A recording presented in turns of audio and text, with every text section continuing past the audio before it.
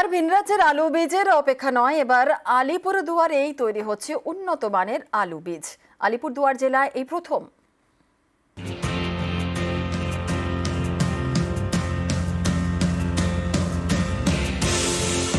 কোথাও চন্দ্রমুখী, কোথাও জ্যোতি, জেলায় জেলায় চাষ হচ্ছে আলু।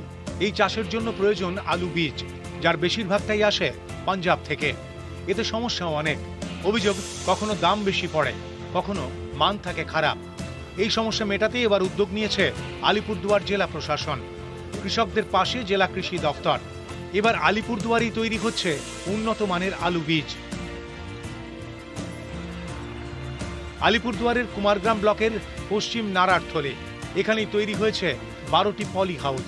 বসানো হয়েছে গাছ, তৈরি হচ্ছে চন্দ্রমুখী, নীলকণ্ঠ, সুখ্যাতি, জ্যোতি এবং লাভকরের মতো আলু বীজ। কৃষকদের দাবি, এই আলু বীজ থেকে ফলন অনেক বেশি হবে। কৃষকদের ক্ষেত্রে সেখানে অনেকটাই লাভবান হবে, সেটা পাঞ্জাবের সিটের থেকে অনেক কম দামে আমাদের এখান থেকে সিটটা পাবে। আচ্ছা, এবং প্রোডাকশনও কি ভালো হবে? প্রোডাকশন অবশ্যই ভালো হবে। হাইটেক পদ্ধতিতে মানে কি হাইটেক এখানে করা, মানে হাইটেক কেন না দেওয়া হয়েছে হাইটেক পদ্ধতিতে? এটা হাইটেক বলতে এটা টিস্যু থেকেই তৈরি হচ্ছে, তো উন্নত প্রযুক্তিতে হচ্ছে, আচ্ছা, যেটাতে গুণগত মান এবং ফলন ভালো থাকবে। জেনারেলি আমরা বীজ এর আগে অন্য স্টেট থেকে নিয়ে আসে এখানে চাষিরা চাষ করতো।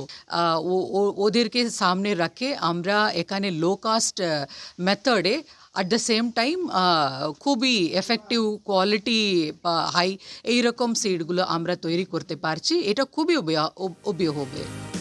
আলিপুরদুয়ার থেকে রাজকুমার কর্মকার, নিউজ 18 বাংলা।